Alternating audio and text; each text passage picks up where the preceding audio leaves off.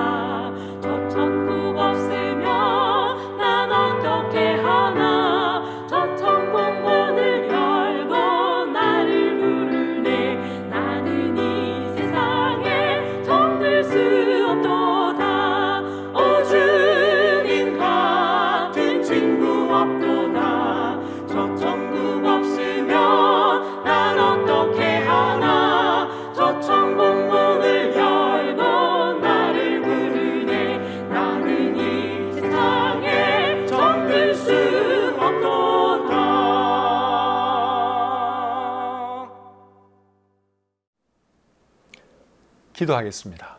하나님 아버지, 은혜와 사랑을 감사합니다. 죄와 허물로 죽었던 저희들을 구원해 주시고 하나님의 자녀 삼아 주셔서 얼마나 감사한지요. 매일매일 하나님의 은혜 가운데 살게 하시고 또 하나님의 보호하심 가운데 살게 해주셔서 감사합니다. 오늘도 주님의 은혜 가운데 잘 보내게 해주신 것 감사합니다.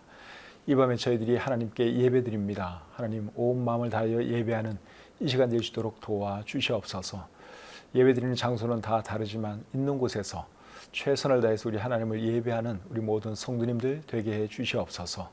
모든 순서 주님께서 인도해 주시기를 간절히 원하오며 예수님의 이름으로 기도드립니다. 아멘. 찬송 한 곡 더 부르겠습니다.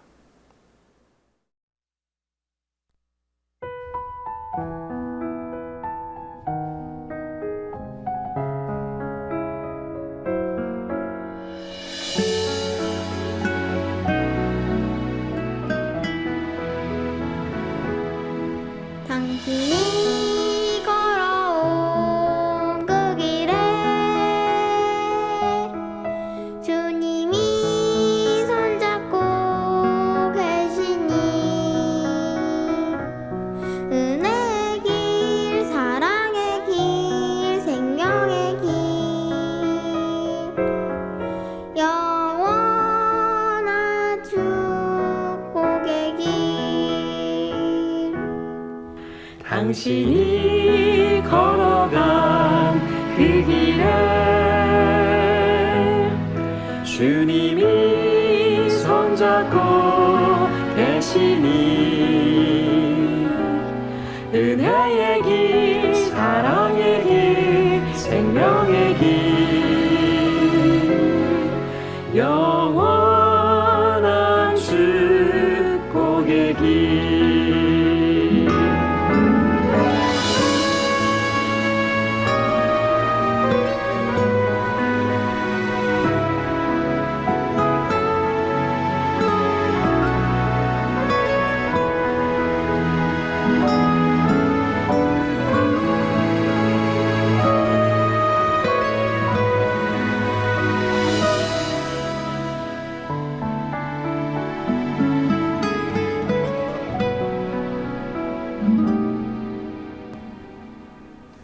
당신이 걸어온 그 길에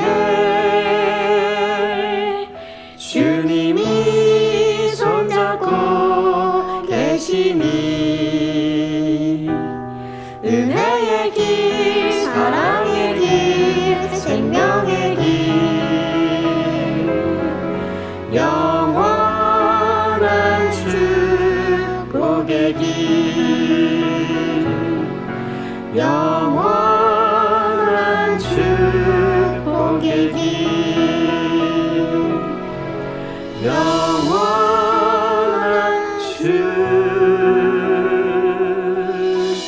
축복의 길.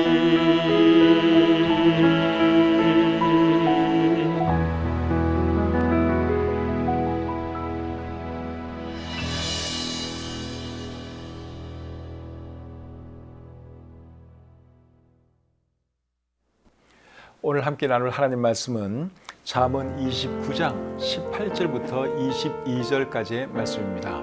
제가 이 말씀 읽어드릴 때 여러분들 눈으로 잘 따라 읽으시기를 바랍니다.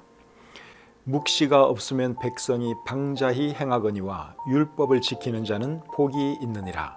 종은 말로만 하면 고치지 아니하나니 이는 그가 알고도 따르지 아니함이니라. 네가 말이 조급한 사람을 보느냐? 그보다 미련한 자에게 오히려 희망이 있느니라. 종을 어렸을 때부터 곱게 양육하면 그가 나중에는 자식인 채 하리라. 노하는 자는 다툼을 일으키고 성내는 자는 범죄함이 많으니라. 아멘. 잠언 29장 18절부터 22절까지 말씀을 읽어드렸습니다. 오늘 이 다섯 구절을 통해서 하나님께서 우리에게 주시는 교훈이 무엇인지 함께 생각해 보겠습니다. 18절 말씀을 제가 다시 한번 읽겠습니다. 묵시가 없으면 백성이 방자히 행하거니와 율법을 지키는 자는 복이 있느니라. 이 말씀은 잠언에 있는 말씀 중에서 상당히 유명한 말씀에 해당됩니다. 특별히 킹 제임스 영어 성경을 오랫동안 사용해 온 영어권 사람들에게는 이 말씀이 더 유명합니다. 여기 보니까 묵시가 없으면 백성이 방자히 행한다, 그렇게 말씀을 하고 있죠. 여기서 말하는 묵시는 계시를 말하는 것이죠. 그런데 영어 킹 제임스 성경에서는 이 묵시, 이 계시를 비전이라고 하는 말로 번역을 하고 있습니다. 비전이라고 하는 말은 이상, 환상, 그러한 뜻이죠. 그리고 그런 뜻만 있는 것이 아니라 전망, 희망, 포부, 이런 뜻도 있습니다. 저 사람은 비전이 없어. 그러면 무슨 말인지 여러분 이해가 되시죠? 저 사람은 희망이 없다, 포부가 없다, 그런 의미입니다. 그리고 방자히 행한다 하는 이 말을 킹 제임스 영어 성경에서는 망한다 하는 말로 번역을 해놨습니다. 그렇다 보니 영어권 사람들은 이제 이 말씀을 어떻게 오랫동안 이해했는가 하면 비전이 없으면, 즉 희망이 없으면, 포부가 없으면 망한다 하는 말로 오랫동안 이해를 했습니다. 킹 제임스 영어 성경이 그렇게 되어 있기 때문에 그렇습니다. 그런데 이 말씀의 정확한 의미는 우리 개역 개정판에 번역해 놓은 대로 묵시가 없으면, 즉 계시가 없으면 백성이 방자히 행한다 하는 것이 원래 의미입니다. 그러니까 우리 개역 개정판 성경이 번역을 잘 해 놓은 것입니다. 여기서 말하는 계시는 하나님의 말씀을 말하는 것이죠. 그리고 18절 뒷부분에 보시면 율법이라고 하는 단어가 나오는데 여기서 말하는 율법도 하나님의 말씀을 뜻하는 것이죠.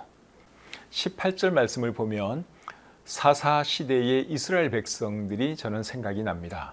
그 당시 이스라엘 백성들은 자기들 마음대로 살아갔죠. 방자히 행했습니다. 그들이 그렇게 살았던 이유가 뭐였죠?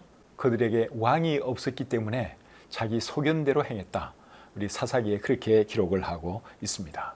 이스라엘의 왕이 없던 것은 아니에요. 그들의 왕은 하나님이셨습니다. 그런데 그들이 하나님을 버렸습니다. 하나님 말씀대로 살기를 포기했습니다. 그러다 보니까 이제 자기들 마음대로 살아가는 것이죠. 자기 소견대로 살 수밖에 없었습니다. 그래서 사람은 하나님 말씀을 떠나면 방자해질 수밖에 없다. 죄 지을 수밖에 없다 하는 것입니다. 그래서 사람이 바르게 살아가려면 하나님 말씀 따라 살아야 하는 것이죠. 그리고 그렇게 살아갈 때 복 받는 인생이 되는 것입니다. 디모데후서 3장 16절과 17절에 보시면 하나님 말씀에 대해서 이렇게 말씀을 하고 있습니다. 모든 성경은 하나님의 감동으로 된 것으로 교훈과 책망과 바르게 함과 의로 교육하기에 유익하니 이는 하나님의 사람으로 온전하게 하며 모든 선한 일을 행할 능력을 갖추게 하려 함이라. 여기 보니까 하나님의 말씀은 교훈과 책망과 바르게 함과 의로 교육하기에 유익하다. 그렇게 말씀을 하고 있죠. 그래서 사람이 바르게 살려면 하나님 말씀대로 살아야 하는 것입니다. 저와 여러분들은 늘 하나님 말씀대로 살아감으로 바르게 살고 그리고 하나님께 복 받는 그런 삶 살아가시기를 바랍니다. 19절 말씀 보겠습니다. 종은 말로만 하면 고치지 아니하나니 이는 그가 알고도 따르지 아니함이니라. 맞는 말씀이죠? 사람은 말로만 하면 잘 안 듣습니다. 그래서 사람에게는 매가 필요하기도 하고 책망이 필요하기도 하고 그런 것이죠. 어떤 법을 만들어 놓고 알아서 지키세요. 그러면 사람들이 지킬까요? 안 지킬까요?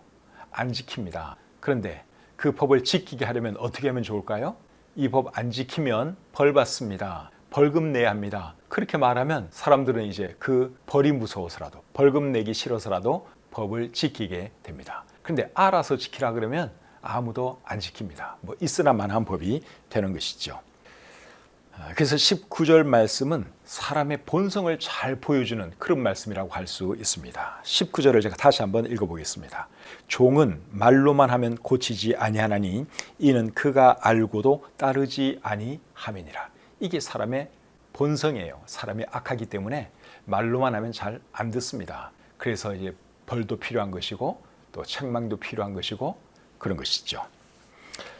그래서 우리가 종이나 아랫사람을 다룰 때는 무조건 잘해준다고 다 좋은 것은 아니고 때로는 벌도 줘야 하는 것이고 책망도 해야 하는 것입니다.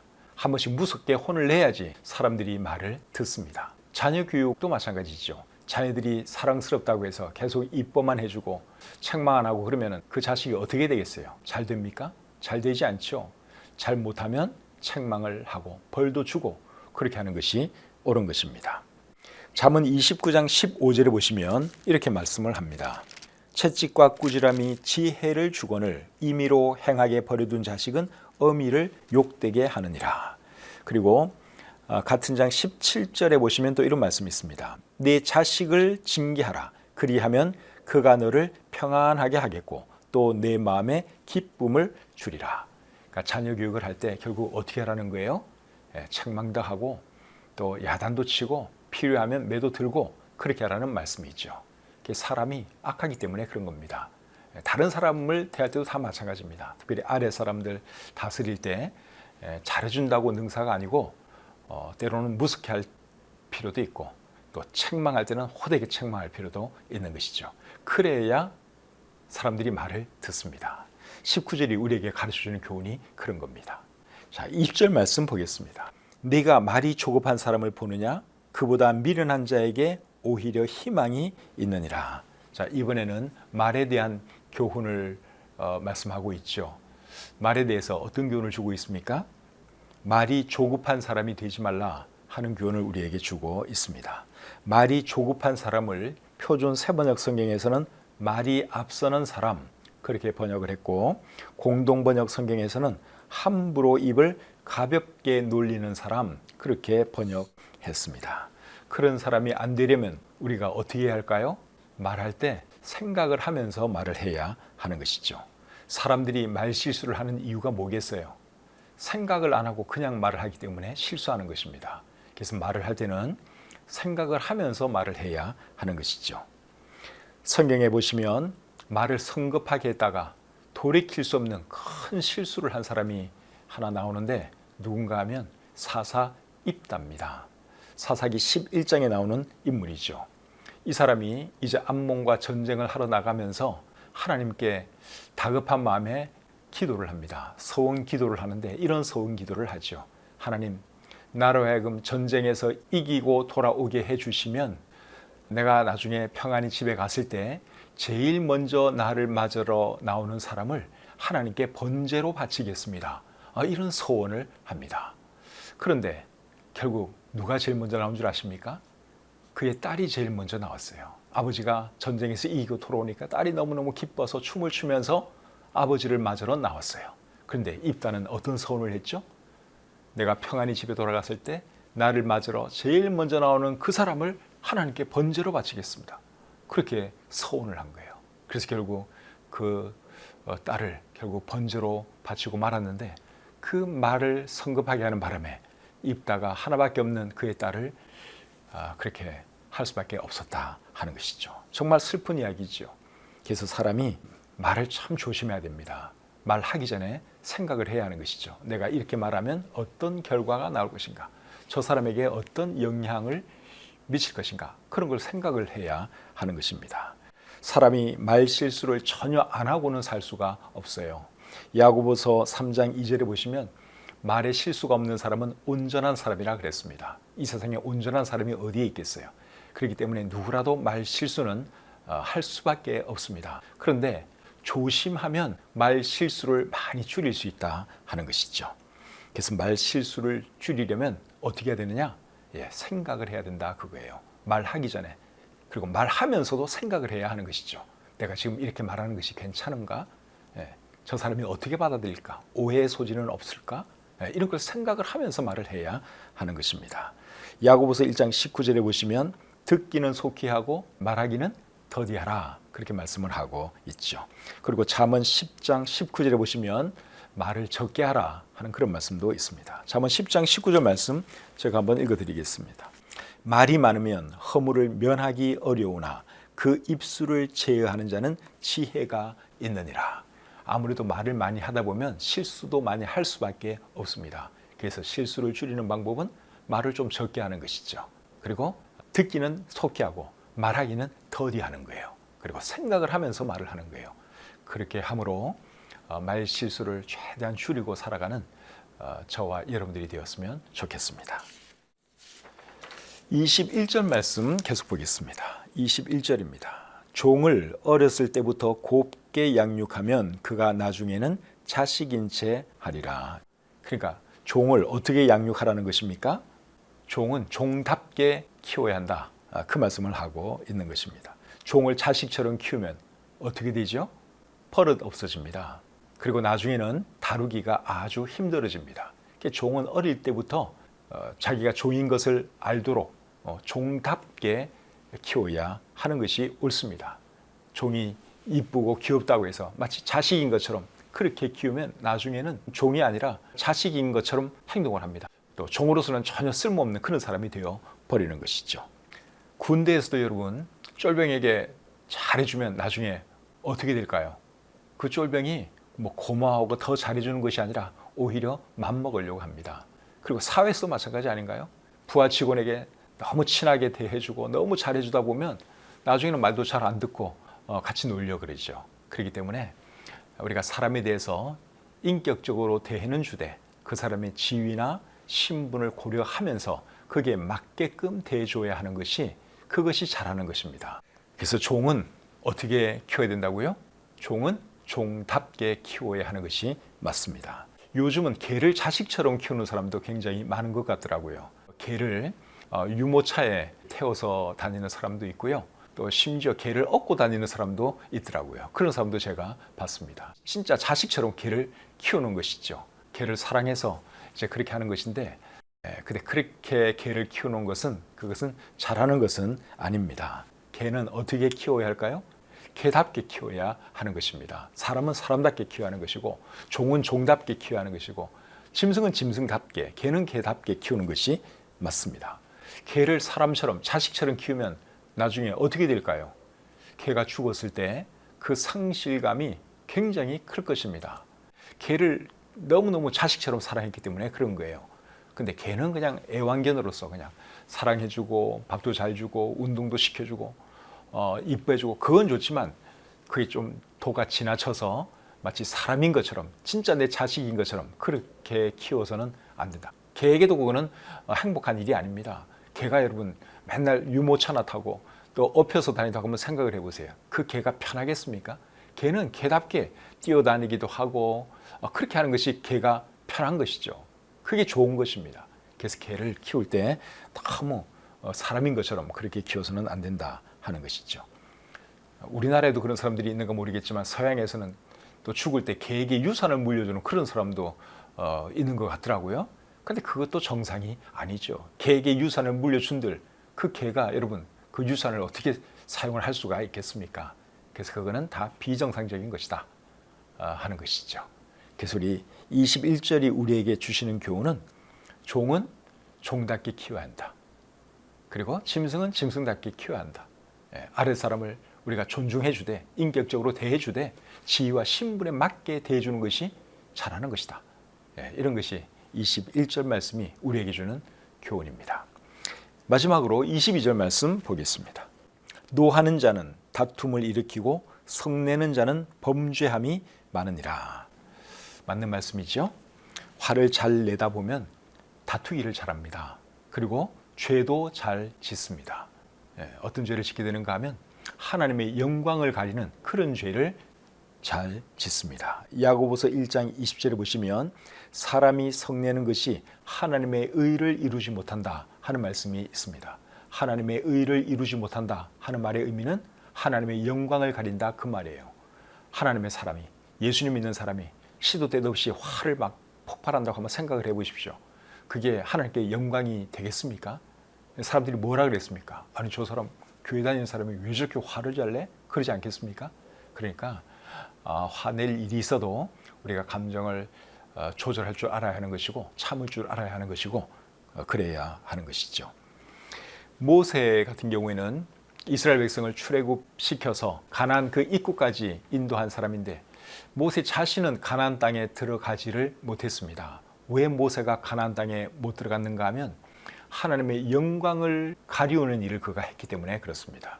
하나님께서 반석에게 명하여 물을 내라 그렇게 말씀을 했는데 모세가 이스라엘 백성들에 대해서 너무 화가 나다 보니까 반석을 지팡이로 2번씩이나 내려치면서 하나님의 영광을 가리우고 말았어요. 그 펄로 그가 가나안 땅에 들어가지를 못했습니다. 그 말씀이 민수기 20장 12절에 나오는데 한번 읽어드려 보겠습니다. 여호와께서 모세와 아론에게 이르시되 너희가 나를 믿지 아니하고 이스라엘 자손의 목전에서 내 거룩함을 나타내지 아니한 고로 너희는 이 회중을 내가 그들에게 준 땅으로 인도하여 드리지 못하리라 하시니라. 하나님께서 뭐라 그러셨는가 하면 내 거룩함을 나타내지 아니한 고로 네가 가나안 땅에 들어갈 수 없다. 하나님이 그렇게 말씀을 하셨습니다. 하나님은 반석에게 명하여 물을 내라 그렇게 말씀을 했는데 모세가 자기 감정을 다스리지 못하고 화를 내면서 지팡이로 반석을 2번씩이나 내려친 거예요. 하나님의 거룩함을 그가 드러내지를 못한 것입니다. 그것이 그의 잘못이었죠. 그래서 22절 말씀이 우리에게 주는 교훈은 화 잘 내면 안 된다 하는 것입니다. 화를 잘 내다 보면 아무래도 다투기도 많이 할 것이고 그리고 또 하나님의 영광도 많이 가리우게 됩니다. 그래서 우리는 그런 사람이 되면 안 된다 하는 것이죠. 그래서 지혜로운 사람은 화를 안 내려고 최대한 노력할 줄 압니다. 전혀 안 낼 수는 없겠죠.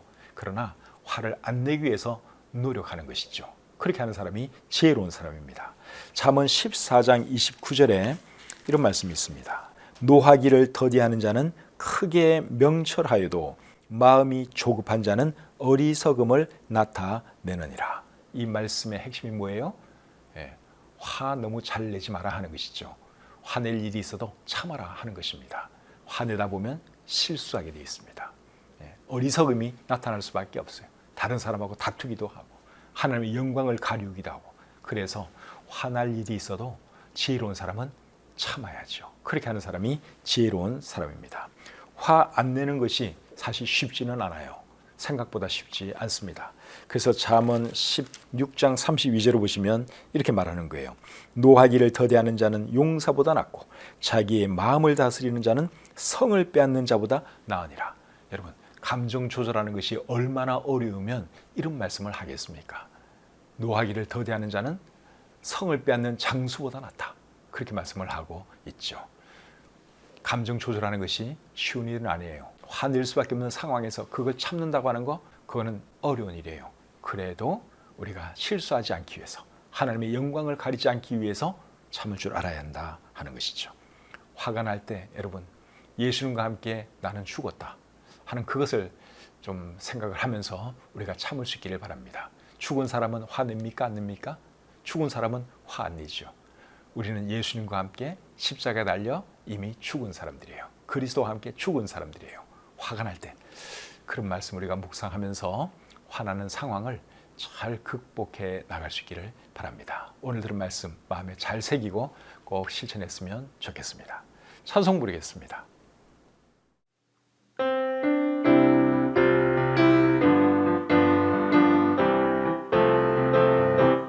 나의 입술의 모든 말과 나의 마음의 묵상이 주께 연락되기를 원하네. 생명이 되신 주 반석이 되신 주 나의 입술의 모든 말과 나의 마음의 묵상이 주께 연락되기를 원하네. 나의 입술의 모든 말과 나의 마음의 묵상이 주께 연락되기를 원하네. 소망이 되신 주 능력이 되신 주 나의 입술의 모든 말과 나의 마음의 묵상이 주께 연락되기를 원하네. 나의 입술의 모든 말과 나의 마음의 묵상이 주께 연락되기를 원하네. 생명이 되신 주 반석이 되신 주 나의 입술의 모든 말과 나의 마음의 묵상이 주께 연락되기를 원하네.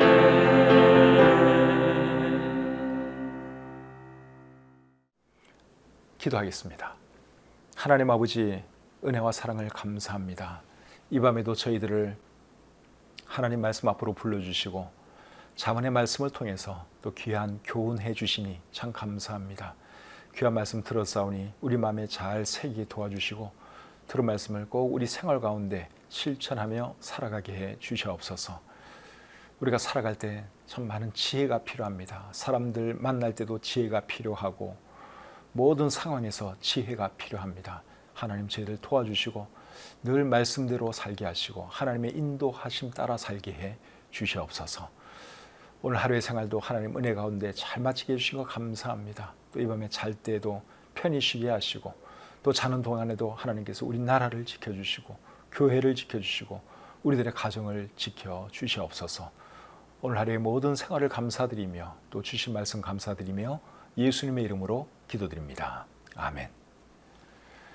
가족들과 함께 예배드리신 분들은 오늘 들은 말씀 중에서 어떤 것이 특별히 마음에 와 닿았는지 이런 거 좀 나누시고 대화 좀 하시고 주무시기를 바랍니다. 그리고 혼자 예배드린 분들은 다시 오늘 이 본문 말씀 천천히 잘 읽어보면서 마음에 새기고 그리고 기도하시고 주무시기를 바랍니다. 오늘 주일날 우리가 또 교회에서 만나 뵙기를 원합니다. 오는 주일은 5월 1일이죠. 5월은 가정의 달인데 또 이번 주일은 세대 통합 예배 드리는 날이기도 합니다. 온 가족 함께 손잡고 나오셔서 하나님을 예배하는 복된 주일 되었으면 좋겠습니다. 평안한 밤 되시기 바랍니다.